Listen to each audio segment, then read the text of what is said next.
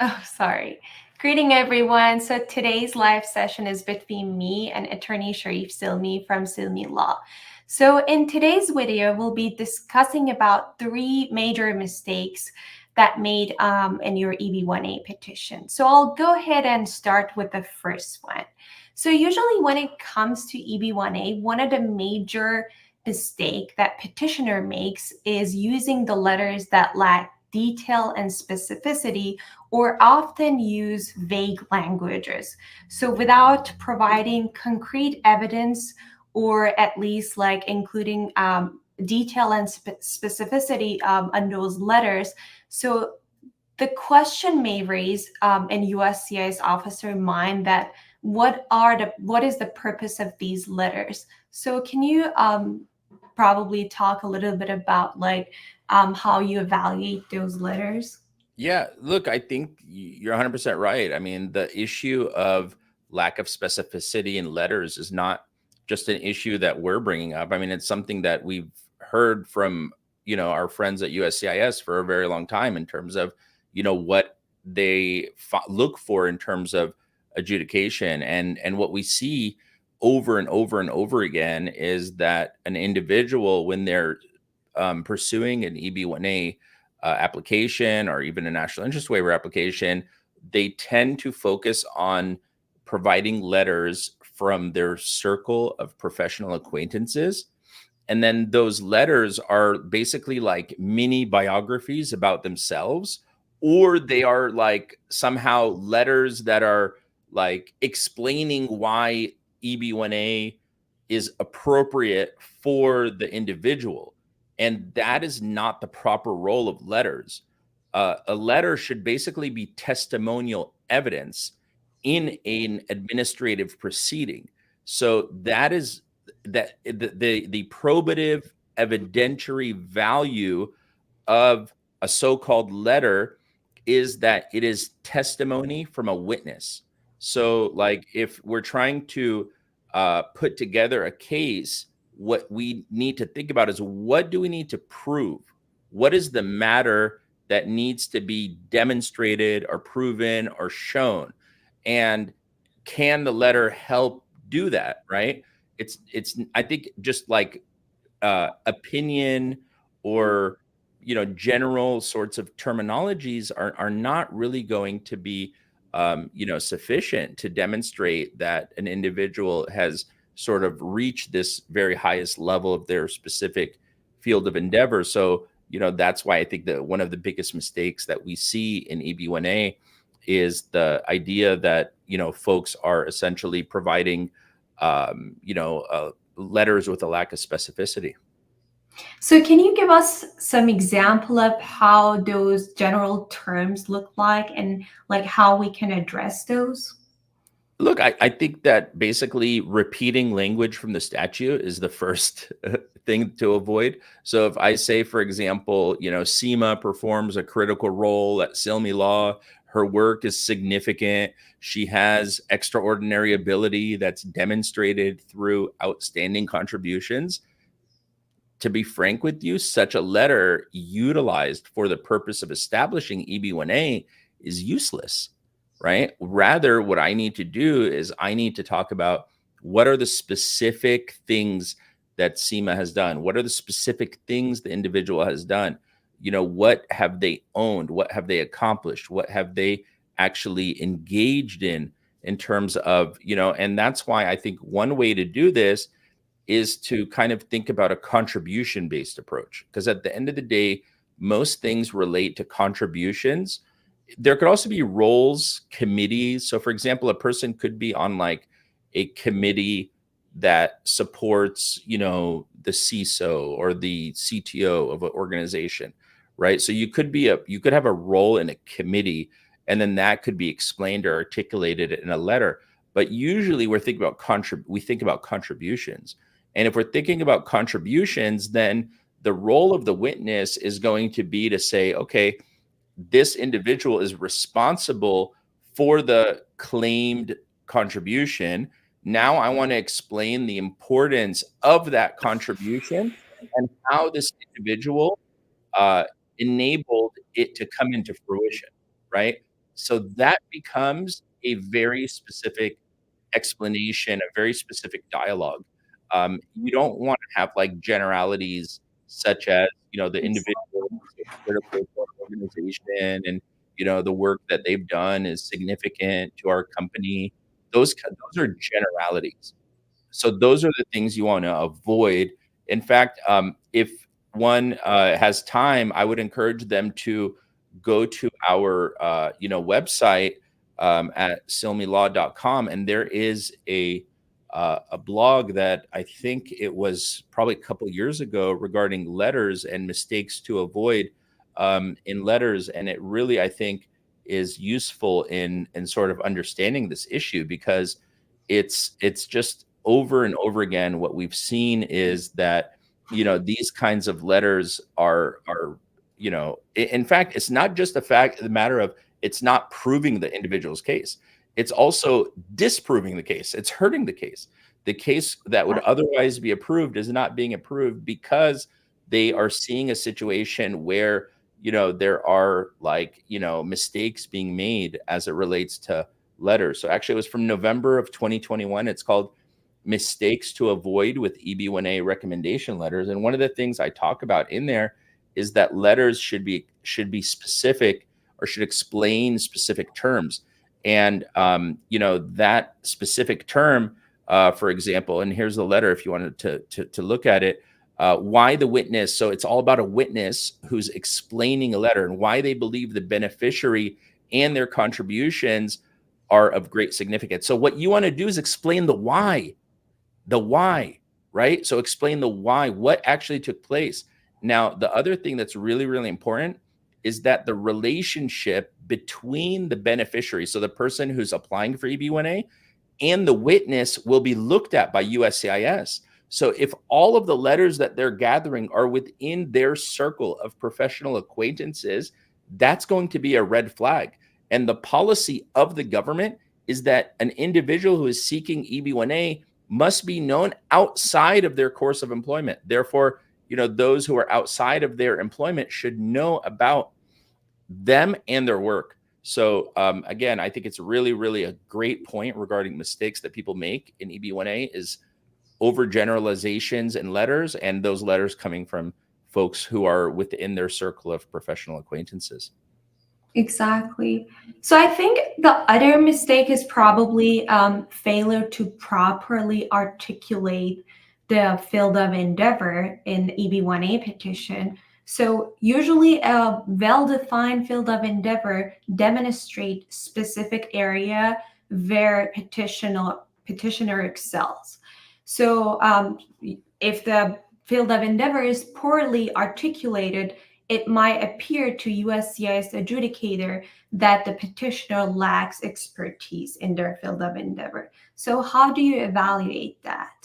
Yeah, look, I think the one thing I could tell you is, and this, like people who come to us, particularly those who've submitted their cases with other law firms or through their company or something like that, they are always their case is denied or they have an RFE that they're need help to overcome. The first thing I always ask them is like, what is your field of endeavor? Like, what did you articulate as your field of endeavor? And then they look at me in complete confusion and loss, because they're just like, what do you mean? What are you talking about? And that's really scary, because if you read the actual statute and if you look at the requirements of USCIS, everything has to do with field of endeavor. It's the most repeated phrase in the statute.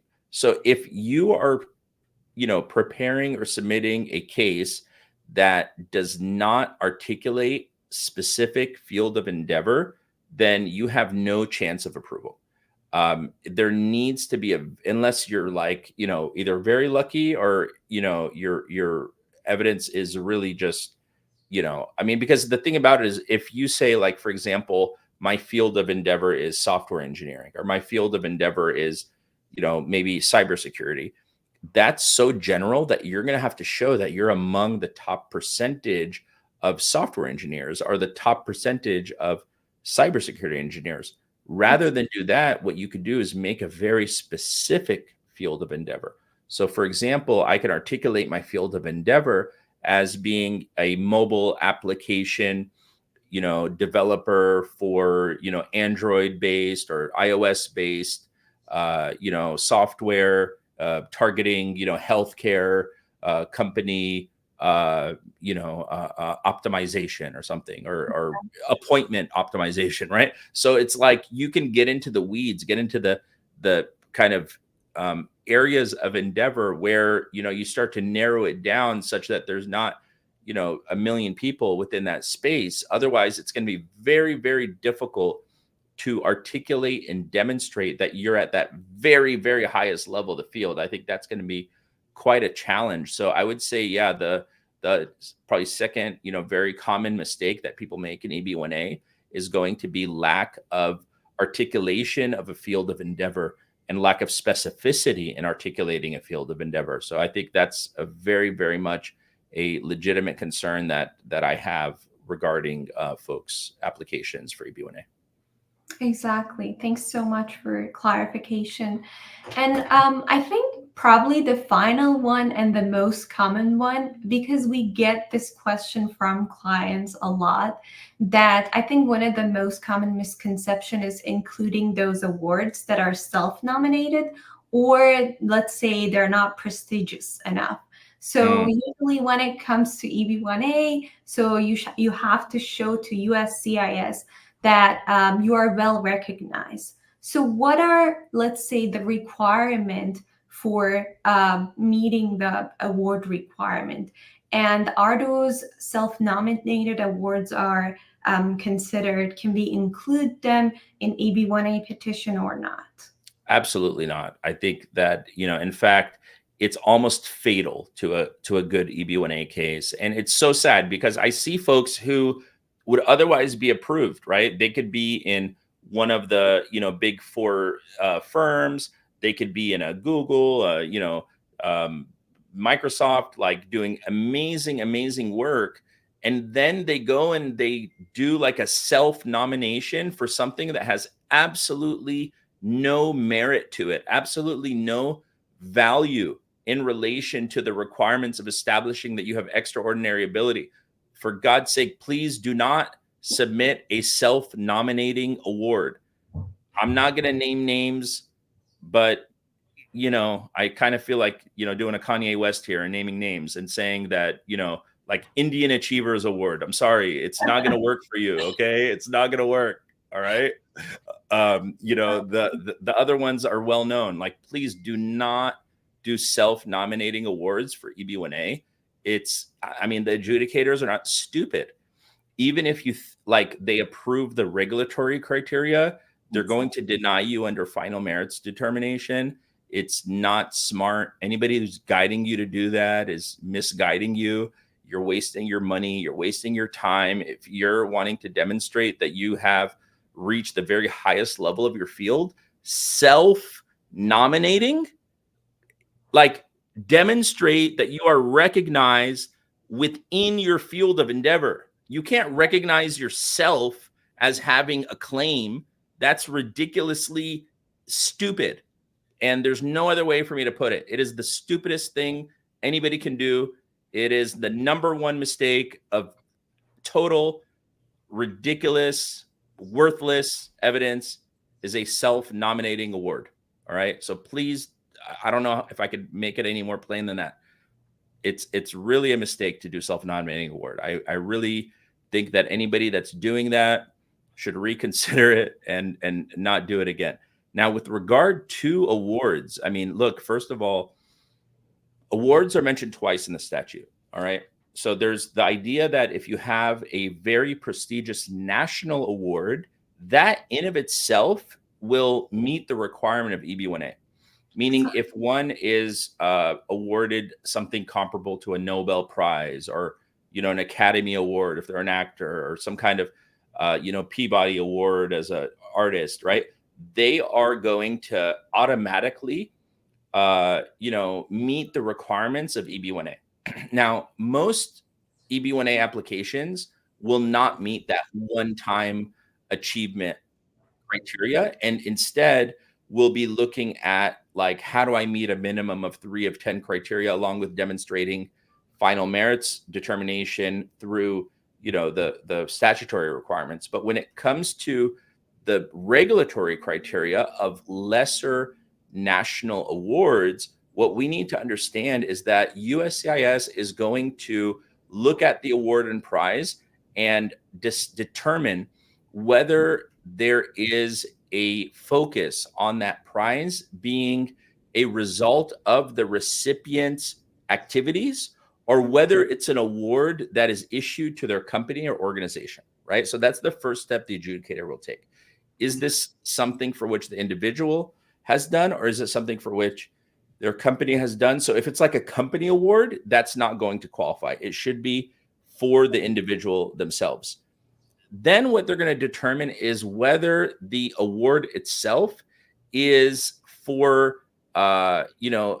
excellence related to, for the award is issued for national excellence, right? So that's really the legal standard. Is it a national award for excellence? And the kind of evidence that they're going to look at to determine whether it is the same level of recognition and prestige, associated with something that is worthy of EB1A is going to be that, what is the criteria used to grant the award or prizes? What is the national significance of the award? This is a key one. What are the number of awardees or prize recipients, right?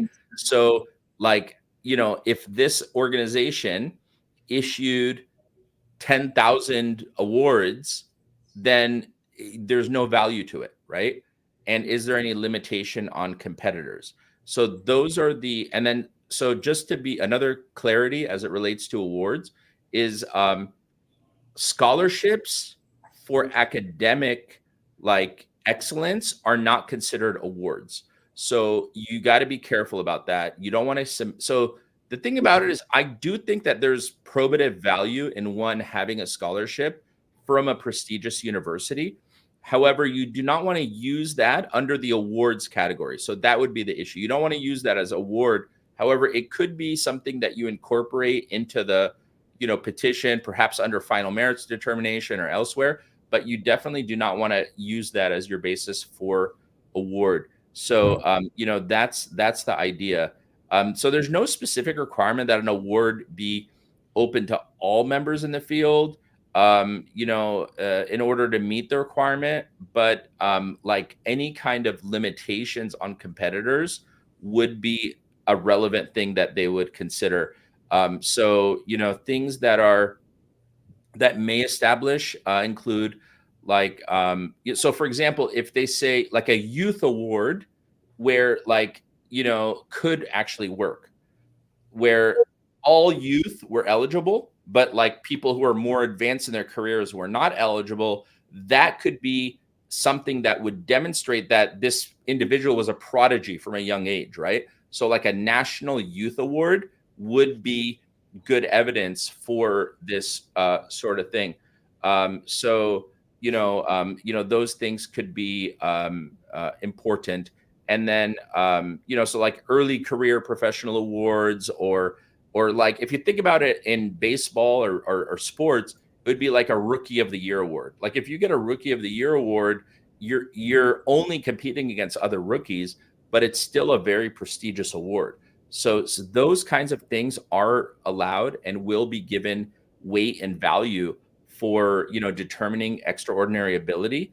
But it's not so much that, it's such a issue that, folks are going to, miss out on establishing EB1A because they don't have award criteria. I would just avoid it altogether. I mean, if you don't have something very strong in a specific regulatory criteria, then it's better to just not use that criteria at all. And in fact, I would say that there's a negative power to using bad evidence. Meaning, if you do a self-nominating award and you are an elite member of your profession, the adjudicator might interpret this as desperation. And I think that's a very bad place to be in as it relates to the, requirements of the case. So I would be very, very careful about that and probably say that it's something we want to avoid altogether and think about in terms of, wanting to kind of go a different direction with the evidence. I mean, I'm all for awards, but you really have to, you have to be able to get past a certain level of accountability in terms of the evidence. It has to meet the sort of the smell test that will make it sort of meet the requirements. So I think you brought up very interesting thing about team award, because usually sometimes petitioners receive award as part of the team, which we call them team award. So if award section is not the best place to fit the team award or group award, so where do you think we should include that team award? And in terms of weight, can we give it any weight, less weight, more weight? Look, I think it depends on what it's for, because a team award could be something that's issued for the completion of a particular project or product, for example.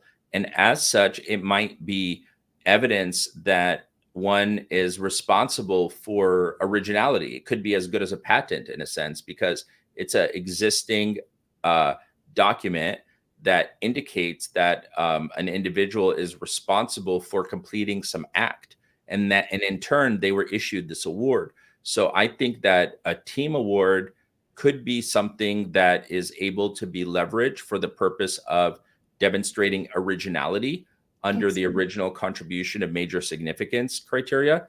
And it could also be something to demonstrate critical role, because you're part of a team that is, maybe significant to the outcome of the organization's activities. So there is no requirement that an original contribution be done single-handedly. And there's no requirement that a critical role be performed individually without others or without maybe cooperation of others. So I think in those instances, we can certainly show that this is something that is worthwhile, that's beneficial and helpful to either a critical role scenario or an originality scenario.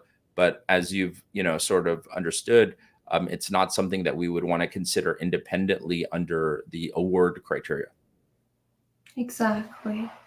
I'm just checking to see if we have any question on chat. Yeah, I think that we probably didn't log into the question chat, so I would we could probably skip that part. But just the last thing I would say is, if you're thinking about your EB1A scenario, the things you want to do is avoid, these are the mistakes to avoid, right? You definitely, as we said, do not want to submit a self-nominating award, because it'll undermine the credibility of your case.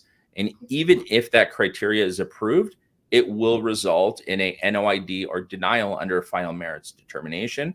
You do not want to, you want to make sure that you specify a field of endeavor. So failure to specify a field of endeavor is going to be dramatically detrimental to your case. And then as Seema also indicated, the issue of letters requires a great deal of specificity.